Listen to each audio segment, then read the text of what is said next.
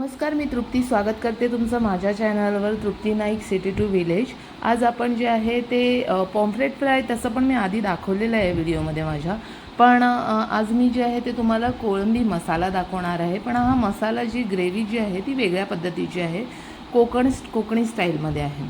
तर काय केलं आहे मी, पापलेटं होती ही 1 kgमध्ये 10 पापलेटं होती आणि त्याला साफ करून कटिंग करून जे आहे त्याला अशामध्ये चिरा पाडून घेतल्या आणि हे अख्खेच मी पॉम्फ्रेट जे आहे ते फ्राय करायला ठेवणार आहे। आणि जे आहेत मी प्रत्येक फ्राय करण्याच्या जे फिश फ्राय करते त्याच्यावर कोकमाचा आगळ न घालता मी लिंबू जे आहे ते स्क्वीज करते। तर हे बघा, ही प्रॉन्स आहे आणि प्रॉन्सवर आणि पॉम्फ्रेटवर जे आहे ते मी लिंबू स्क्वीज करून घेतलेला आहे। लिंबाचा रस घालायचा आहे आपल्याला।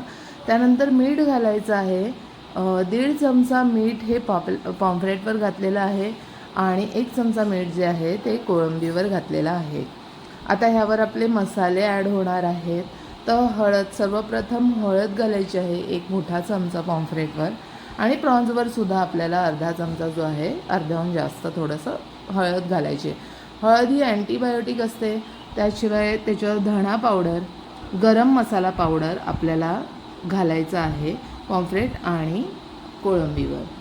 आता ह्यामध्ये जे आहे ते आपल्याला लाल तिखट येणार आहे। तर हा अंबारी मसाला आहे, तुमच्याकडे जे लाल तिखट असेल, काश्मीरी लाल मिर्च ही तिखट नसते, ती घातल्यात तर तिखट बेडगी मिरची वगैरे अशी मसाला जो आहे तुमच्याकडे अवेलेबल तो तुम्ही घाला तिखटाचा। आणि जो आहे तो व्यवस्थित हा मसाला आपल्याला व्यवस्थित लावून घ्यायचा आहे। प्रॉन्स जी आहे ती मी ग्रेव्हीमधली करणार आहे, पण तरीसुद्धा जे आहे ते त्यामध्ये मी त्याला मॅरिनेट करून घेतलेलं आहे। तर हे बघा, अशा पद्धतीने मॅरिनेट करून घेतलेलं आहे आणि जेवढे मला फ्रायसाठी लागणार होते ना पॉम्फ्रेट तेवढे मी ठेवलेले आहेत। बाकीचे मी फ्रीजमध्ये जे आहे ते डब्यामध्ये कंटेनरमध्ये भरून आता हे फ्रीजमध्ये स्टोअर करणार आहे। म्हणजे संध्याकाळीच्या वेळेस ज्यावेळेस मला पॉम्फ्रेट हवे असेल तेव्हा मी हे फ्रीजमधनं काढून परत ते फ्राय करते। आणि कोळंबीसुद्धा जी आहे ती भरपूर होती। आम्ही तिघंच असल्या कारणामुळे जी आहे निम्मी कोळंबीचं मी कोळंबी मसाला करणार आहे आणि निम्मी कोळंबी जी आहे ती मी ठेवलेली आहे। त्याच्यातली थोडी मी फ्रायही करू शकते, माझ्या मुलाला फ्राय कोळंबी आवडते, तर त्याच्यासाठी मी थोडीशी फ्रायसाठी ठेवलेली आहे। तर हे बघा, हे वाटणाचं आता जी ग्रेव्ही होणार आहे ती आपली टिपिकल जी कोकणी पद्धतीची जी ग्रेव्ही होती तशी होणार आहे। ते अर्धा सुका नारळ घेतलेला आहे मी, तो असं कटिंग करून घेतलेला आहे आणि त्याला जे आहे ते आपल्याला ग्राइंड करून घ्यायचं आहे। 2 मोठे कांदे मी उभे चिरून घेतलेले होते। आलं लसूण आहे, लसणीच्या पाकळ्या फार छोट्या आहेत म्हणून त्या मी 10 ते 12 घेतलेल्या आहेत। आलं घेतलेलं आहे, अर्धा इंच आलं जे आहे ते बारीक कापून घेतलेलं आहे। ते तेलामध्ये पॅनमध्ये आपल्याला जे आहे ते व्यवस्थित, हाच पॅन मी वापरणार आहे ग्रेव्हीसाठी, हा नॉनस्टिक आहे, तर त्याच्यामध्ये जे आहे ते मी थोड्याशा तेलामध्ये हे आलं लसूण आधी व्यवस्थित फ्राय करून घेतलेलं आहे। हे 1 मिनटामध्ये जे आहे ते मीडियम फ्लेमवर आलं लसूण लाल रंग येतो, तो आला की आपल्याला उभा चिरलेला जे 2 उभे चिरलेले कांदे होते ते त्याच्यामध्ये घालायचे आहेत। ते व्यवस्थित लालसर भाजून घ्यायचे आहेत। ते झाले भाजून घेतले की आपण जे सुकं अर्धी वाटी घेतलेली होती खोबऱ्याची मिक्सरला बारीक करून, किसण्यापेक्षा जास्त मला हे सोयीस्कर वाटतं तर मी मिक्सरलाच फिरवते कात्रे सुक्या खोबऱ्याचे काढून। तर ते घालून व्यवस्थित परतवून घेतले आणि असं लालसर असं आपल्याला जे आहे ना हे वाटण करून घ्यायचं आहे आणि हे मिक्सरला ग्राइंड करून अशी पेस्ट करून घ्यायची।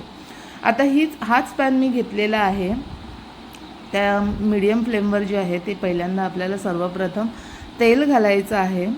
तेल घातलं की त्यामध्ये कढीपत्ता घालायचा आहे आपल्याला। तेल जास्त नको आहे, 3 चमचे तेल आणि त्यामध्ये कढीपत्ता आणि आपले खडे मसाले जे आपण चिकनला वगैरे घालतो त्याप्रमाणे जे आहेत, जास्त नाही, 2 लवंगा, 4 काळी मिरीचे दाणे, अर्धा म्हणजे छोटंसं असं जे आहे ते दालचीन आणि तमालपत्र 2 फाडून घातलेले आहे। तर अशा पद्धतीने हे घातलेलं आहे आणि त्यानंतर जे आहे मी 2 पोपटी मिरच्या घेतलेल्या होत्या, ह्याच्यामध्ये छोट्या होत्या, मोठी असेल तर 1च पोपटी मिरची घ्या आणि ती फोडणीला घालायची, त्याच्याने चव अतिशय छान लागते। हे व्यवस्थित थोडंसं 1 मिनटासाठी आपण मीडियम फ्लेमवर परतवलं ना की त्यावर हिंग घालायचं अर्धा चमचा आणि तो घातल्यानंतर कांदा आपण एक छोटा कांदा मी बारीक करून घेतलेला होता फोडणीसाठी, तो त्याच्यामध्ये घातलेला आहे. तो व्यवस्थित तेलामध्ये ह्या आपल्याला परतवून घ्यायचं आहे. त्यामध्ये नंतर मग आपल्याला हळद घालायची आहे अर्धा चमचा. तिखट आपल्याला कमी घालायचं आहे कारण आपण मॅरिनेशनमध्ये सुद्धा मसाले वापरले आहेत. तर जे आहे ते 1 चमचा मी लाल तिखट घातलेला आहे आणि त्यावर टोमॅटो घातलेला आहे बारीक चिरलेला छोटासा, आणि तो चांगला वाफवून द्यायचा आहे मीडियम फ्लेमवर. वाफवलं की त्याचं जे आहे ते ऑइल रिलीज होतं आणि जे आहे ती आपली हा जो मसाला आहे तो छान असा शिजला जातो. त्यानंतर जे मॅरिनेट केलेले प्रॉन्स होते ते ह्याच्यामध्ये घातलेले आहेत आणि एक बटाटा मी घातलेला आहे. एक मीडियम फ्लेवरचा बटाटा साल काढून धुवून पाण्यामध्ये ठेवलेला होता मी बारीक तुकडे करून, तो घातलेला आहे. या ग्रेव्हीची चव खूप छान होते या बटाट्यामुळे सुद्धा. आणि जे आहे ते व्यवस्थित ह्या मसाल्यामध्ये बटाटा ॲड करून जे आहे थोडंसं आपल्याला पाणी ह्याच्यामध्ये आता घालायचं आहे. पाणी घालून आपल्याला जे आहे अगदी अर्धी वाटी पाणी घालायचं आहे आणि त्यानंतर झाकण मारून आपल्याला जे आहे ते छान 3 मिनटं शिजवायचं आहे. 3 मिनटं मीडियम फ्लेमवर शिजवल्यानंतर आपल्याला जो आपण मसाला केलेला होता मिक्सर ग्राइंडरमध्ये, तो मसाला आपल्याला ह्याच्यामध्ये ॲड करायचा आहे आणि आपल्याला हे ग्रेव्ही बनवायची आहे तर पाणी ॲड करायचं आहे. तुम्हाला ज्या पद्धतीने ग्रेव्ही, म्हणजे जर का तुम्हाला पातळ ग्रेव्ही हवी असेल तर तुम्ही पाणी थोडं जास्त ॲड करू शकता आणि जर का तुम्हाला थोडं दाटसर हवं असेल तर थोडं पाणी कमी ॲड करा. आपण चमच्याच्या साहाय्याने जेव्हा ढवळतो तेव्हा आपल्याला अंदाज येतो की आपली ग्रेव्ही किती दाटसर आहे ते. हे व्यवस्थित झालं की त्यानंतर आपल्याला मीठसुद्धा घालायचं आहे, पण जेव्हा आपण मॅरिनेट केलेले होते प्रॉन्स तेव्हा आपण मीठ ॲड केलेलं होतं, तर ते लक्षात ठेवून आपल्याला मीठ ह्याच्यामध्ये घालायचं आहे आणि झाकण मारून परत आपल्याला 3 मिनटासाठी शिजवायचं आहे. हे 3 मिनटं शिजल्यानंतर अगदी परफेक्ट असं शिजून तयार होतं आणि जे आहे ते आपली हा प्रॉन्स मसाला रेडी आहे. आणि आता ह्यावर आपल्याला फक्त कोथिंबीर नंतर शिवरायची आहे. तोपर्यंत मी बाजूच्या पॅनवर जे आहे ते पॉम्फ्रेट फ्राय करण्यासाठी ठेवणार आहे. तर ह्यामध्ये मी थोडंसं तेल घातलेलं आहे आणि फिश फ्रायसाठी मी नुसता रवा यूज करत नाही, कधीतरी नुसता रवा यूज करते, कारण नुसता रवा असेल ना तर ती कोटिंग सुटते ऑइलमध्ये. तर ह्याच्यामध्ये मी थोडंसं 1 चमचा तांदळाचं पीठ मिक्स केलेलं आहे, त्याच्याने करकरीतपणासुद्धा येतो.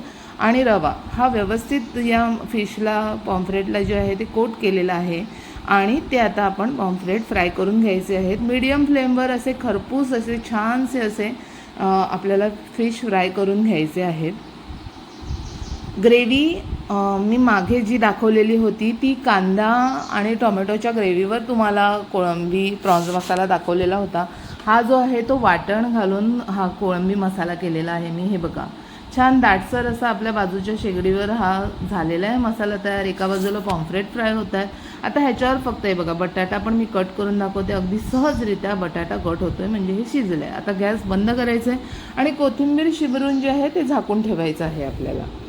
तर कोथिंबीर मी अशी बारीक करून शिबरलेली आहे आणि झाकून ठेवलेली आहे.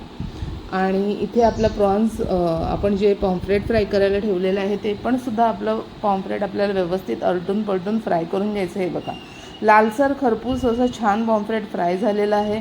झटपट असं हे चपातीबरोबर आपण हा कोळंबी मसाला, ही ग्रेव्ही जी आहे ती राईसबरोबरसुद्धा छान लागते खूप. आणि त्यामुळे मी फिश करी केलेली नव्हती, कारण मसाल्याबरोबर छान लागतं. अशा पद्धतीने हे रेडी झालेलं आहे आपलं फिशची थाळी. आणि तुम्हाला हा व्हिडिओ आवडला असेल तर तुम्ही नक्की करून पहा ही रेसिपी आणि माझ्या व्हिडिओला लाईक करा, शेअर करा, माझ्या चॅनलला सबस्क्राईब करा. असेच आपण वेगवेगळे पदार्थ घेऊन परत भेटूया. तर ही आपली फिशची पॉम्फ्रेट फ्राय आणि कोळंबी मसाला कोकणी पद्धतीने रेडी झालेला आहे. खूप छान असा सुगंध दरवळलेला आहे आणि हा अगदी छान असा मालवणी पद्धतीचं तयार झालेला आहे, कोकणी पद्धतीचा. धन्यवाद.